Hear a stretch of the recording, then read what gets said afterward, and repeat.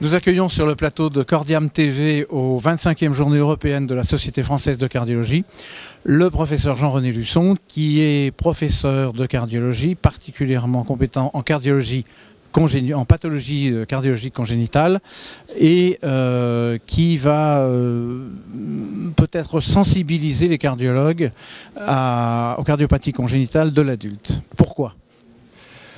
Parce que c'est un problème qui devient très fréquent pour le cardiologue généraliste d'être en but à des problèmes de cardiopathie congénitale, soit en première intention, c'est-à-dire qu'il va être amené à évaluer un premier diagnostic, soit sur un suivi d'une cardiopathie ancienne et qu'il revoit.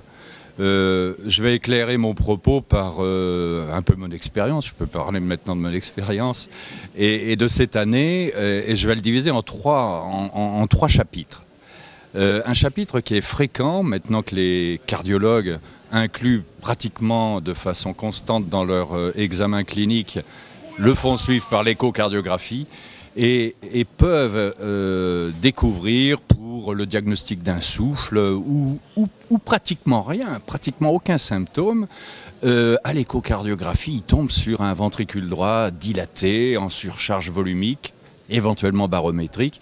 Et là, ils doivent résoudre le problème, soit seuls, soit en s'aidant d'imagerie complémentaire, soit en s'aidant d'un centre de référence en cardiopathie congénitale. Et c'est là qu'on découvre certaines communications interauriculaires qui n'avaient jamais été découvertes jusqu'à maintenant, ou alors que l'on est en but au diagnostic de communication interauriculaire mais qu'on ne la voit pas.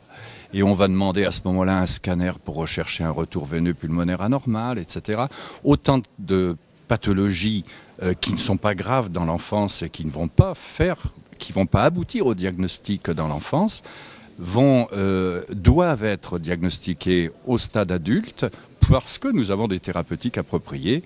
Bien sûr, les fermetures par voie percutanée des CIA, mais aussi la chirurgie de retour veineux pulmonaire anormaux qui nous faisait hésiter il y a 20 ans ou 30 ans et qui maintenant, lorsque la surcharge volumique est significative, on les fait tous opérer pratiquement. Voilà.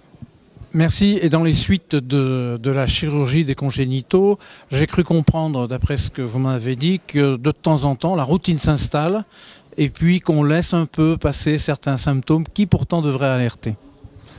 Alors ça, l'exemple typique, c'est la tétralogie de Fallot opérée dans l'enfance. On a tous vécu, et on en est témoins tous les deux dans nos armes lyonnaises, l'adage qui nous disait que la tétralogie de Fallot bien opérée, bien sûr, avait une fuite de la valve pulmonaire, mais qu'on pouvait bien vivre sans aucun problème avec la fuite de la valve pulmonaire. Et puis, en voyant nos tétralogies de Fallot opérées vieillir, arriver à 40, 50, 60 ans maintenant, on sait qu'ils ont des signes d'insuffisance cardiaque droite qui va être délétère et très handicapante pour la fin de leur vie. Donc maintenant, il est impératif de suivre ces fuites pulmonaires qui sont quasi constantes, d'autant que c'est des Fallots qui ont été opérés il y a plus de 20 ans et on fendait l'anneau de façon assez rapide maintenant, on le fait un peu moins, mais ils ont donc des grosses fuites pulmonaires. Et ces pathologies, ces tétralogies de Fallot opérées avec fuite pulmonaire doivent avoir des évaluations précises du retentissement de la fuite pulmonaire sur le ventricule droit.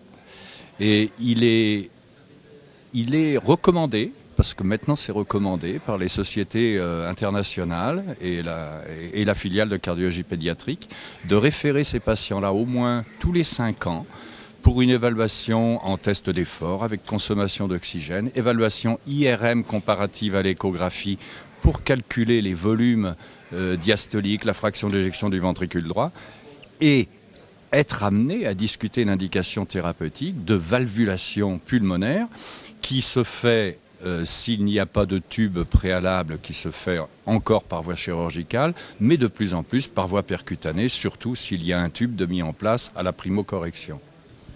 Si j'ai bien compris, 2 messages: ne pas s'installer dans la routine rassurante, enfin pseudo-rassurante, et deuxième message, un bilan tous les 5 ans, c'est quand même le minimum qu'on puisse faire. Tout à fait.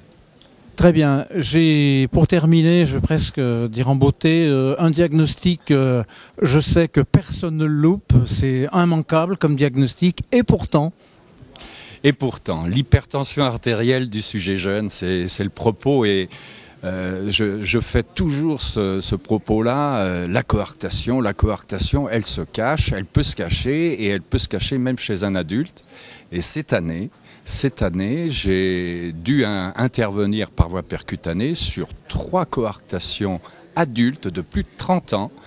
Et 2 des 3 étaient suivis pour une hypertension artérielle avec des poux fémoraux, parce que la circulation de collatéralité s'était établie.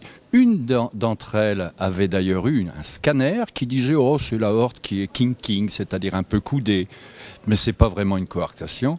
Et bon, je ne vais pas raconter toute l'histoire, mais ça s'est quand même terminé par des véritables tableaux de coarctation. Et pour l'une, une quasi-atrésie, où heureusement on a pu tout traiter par la mise en place d'un stent couvert, puisque quand c'est quasi-atrétique, il faut mettre des stents couverts, avec des bons résultats pour 2 sur 3. Le 3e reste hypertendu, parce que vous savez que le message important, c'est que plus la coarctation va être traitée tard, plus elle risque d'être suivie d'une hypertension artérielle autonomisée. Donc attention aux hypertensions des sujets jeunes, palpez les poux fémoraux, mais prenez les tensions différentielles et puis aidez-vous des imageries. Alors l'écho-Doppler nous amène un peu au diagnostic parce qu'ils ont souvent, dans 20% des cas au moins, des valves aortiques qui ne sont pas complètement normales, l'aorte ascendante est un peu dilatée. Mais le prouver de façon absolue par l'écho-Doppler, c'est difficile. Il faut faire des scanners et faire des scanners par des gens qui connaissent. ce sera le mot de la fin. Je crois qu'on a refait le tour des pièges. Il y en a sûrement d'autres. Oui, il y en a plein. Ça nous donnera l'occasion de nous revoir dans un autre congrès. Merci beaucoup. Merci, monsieur.